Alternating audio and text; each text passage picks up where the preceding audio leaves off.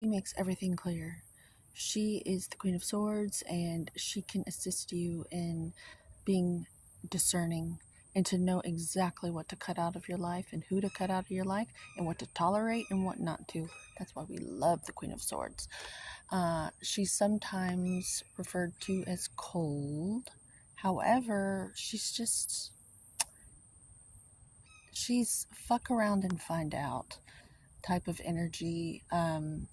Don't take her for granted, and don't assume just because she's a lady that you can just pillage and plunder her and her not say anything or cut you off completely, make you go cold turkey and not ever experience her again, because that's what she does. She knows exactly what to rid herself, and she's ultra discerning. And this card today, I'm picking up, which I've never seen before. Her throne is sitting on something. And today I'm visualizing the top of a temple. If you've ever seen these temples with the golden domes, she's high in the clouds on top of this golden temple. Um, because there's so many ankle biters down on the ground. Oh my god, literally. So she's up there, so she can kind of be on like an eagle's perch, so she can see what's going on. She even rises above. Today, this card, those are not trees, those are smokestacks of factories. She rises above the old order of things, what was accepted before. And that is also why she's considered cold, because um, she's the new way, because she's clear and discerning, and she knows what to keep and what to cut out. To accompany this reading, we have the Ten of Pentacles, and right now the energy I'm picking up on is management. If you've ever been a manager or been put in a position where you're over others and it's your job to make the executive decisions, it becomes very clear really fast that you are not part of the group anymore. In that everyone, the long and the short of it is, everyone's looking to scapegoat why things aren't running smoothly. And so you are conveniently there to blame. And it takes a very wise, well adjusted person to be able to handle such positions of power in a way where it works well and you're a good leader, because you're going to have people wanting to gossip about you and blame you for why they're not doing a good job and why they can't do what they're doing. And sometimes it is the manager's fault. It's possible. However, this is coming out of me about the management position because I want to prepare women for the management role. In my own family, I'm coming from a family where we had like a Mufasa type grandfather. And when he passed away, all the girls, his daughters, kind of inherited the throne. And their last name is King. So it's like really like they inherited the throne. But my mother's the oldest, and all the other girls look up to her. And my grandfather was a very wise king, Mufasa. We all looked up to him. And so to have him gone, it's been interesting. It's kind of like when the actual Queen of England passed and Charles took over. She did such a good job. Like, she was so well suited for that role. And King Charles is wonderful too. I love how innovative he is, and with new age stuff he's willing to be. He's very, when I found out he did, I don't want to say this, it's disrespectful, I feel, but he was into healing techniques that a lot of people would roll their eyes at. Um, when I found this out about him, I knew he was different, and so he's okay. This is wasting my time on this video, but I want to talk about women when you get into a position of power, and I feel like that's where we're headed as a group, as a society. Women are going to have to kind of take over a bit because we have that grand mother, which really means grand master, wisdom within us. As long as we weren't taken from all the pitfalls of our society, like the drugs and the Jezebelian behavior and all that stuff to overcompensate for our lack mentality and self esteem issues, we have Grandmaster wisdom already implanted in our blood. Uh, it's just how nature works because of the pain of labor. We're just like, we know it takes irritation and pain sometimes to birth beautiful things, and wise men know this. But as women, we have to reserve our charisma and magnetic abilities to create, co create in this world. And we're not responsible for just giving birth to babies, we're responsible for giving birth to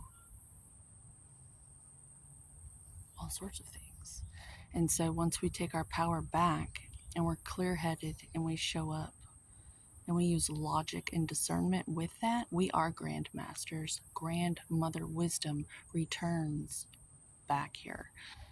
The indigenous tribeswomen said long ago that if we throw out the grandmother's circle, um, they suggested we keep the grandmother's circle to help make decisions around here, and they did away with it, and they said, well, you're basically fucked. And you know, we're gonna have to bring that back. So with the grandmother wisdom that is returning, us grandmasters, and you can be at any age, you don't have to be um, platinum haired to be a grandmother, grandmaster. This wisdom is in you if you take hold on to it. It's there. You're going to be in a position of power, and which means you need to be prepared for such roles because it's very lonely at the top. If you'll notice, the only thing keeping this old man comfort is the dogs, and that's because he's at the top and no one understands him anymore but the loyal dogs. The women, they're just talking. The kid's too afraid to talk to him because he's at the top. And if we could just prepare ourselves for our position at the top, it won't be so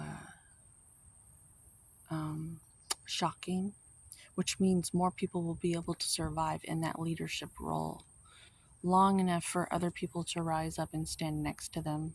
And then you won't end up lonely at the top because everyone will be there with you. That's the vision.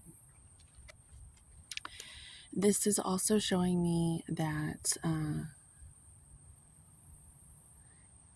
as a Queen of Swords for quite some time now, I have learned that I don't have a dog.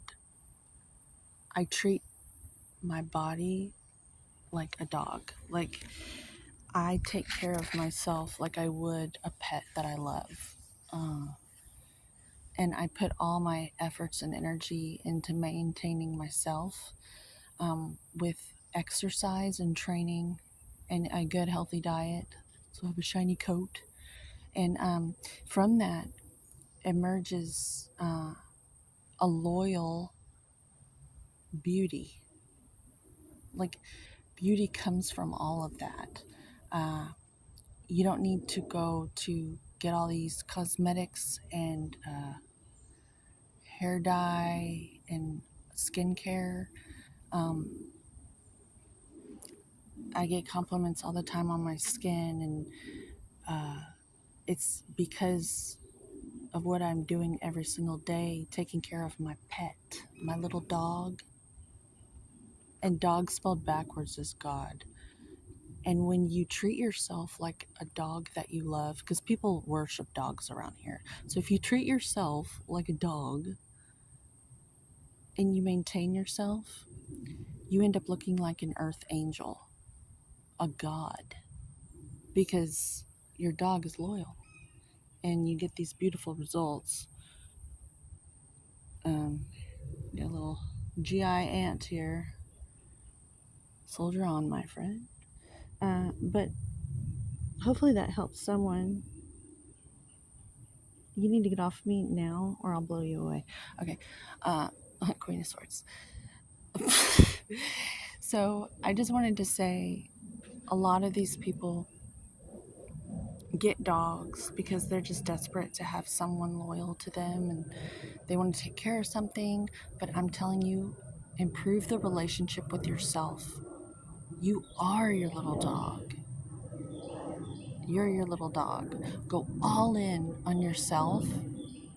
Treat yourself like that little dog that you're just gonna get expensive food for and take for walks. Take yourself for a walk. Get yourself the stuff you need. Hire a trainer with all that money that you would spend on this dog, like a vet bill. You know, my mother, she spent so much money on this stray dog because she just wanted something to love her. And I just wish she would just take care of herself. Hold on. So to close, if I'm even capable, to sum it all up, you are the little dog that you need to take care of.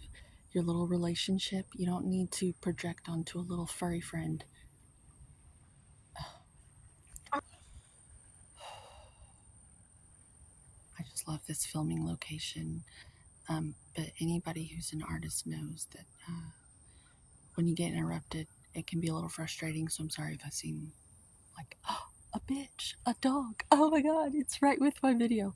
Okay. But anyways, so be the little dog.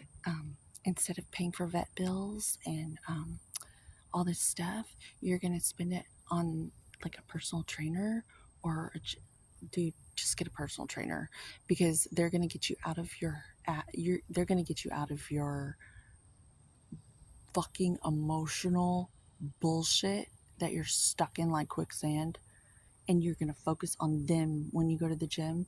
Because being a certified personal trainer, I learned, and I have my little diploma to prove it, that there's a thing called gym anxiety where people get in their heads and they won't even go because the fear of what they think people are going to think. So just go ahead and get yourself a trainer. I'm a trainer. If you, I, I don't, I don't want to do that for you though. I don't want to. I don't think you could afford me. So, to sum it all up, you're your little dog. Dog spelled backwards is God. And if you treat yourself like a little dog, your little dog's going to be loyal to you and you're going to look like an earth angel, like a God. Not that you're trying to, but I'm just saying if you want results and you're going to fucking Ulta 3 to buy all this shit to look beautiful, that is all I'm saying. You won't have to do that, is my whole fucking point. The duck. The duck gets it. Duck, women, duck. Take care of yourself, and you won't have to spend a fortune on all this bullshit that's not going to make you feel any better. I love you. Goodbye. So to close, homeostasis for you, homeostasis for me, because honestly, I think that's the best decision if I were to be your fiduciary. Just focus on your own homeostasis right now. I'm going to focus on my own homeostasis, and together we're all going to be our best. And you'll be in vitality, I'll be in vitality. It's just so clear. Homeostasis for you, homeostasis for me, and together we can all be in vitality because that's what we all deserve. Have a good day.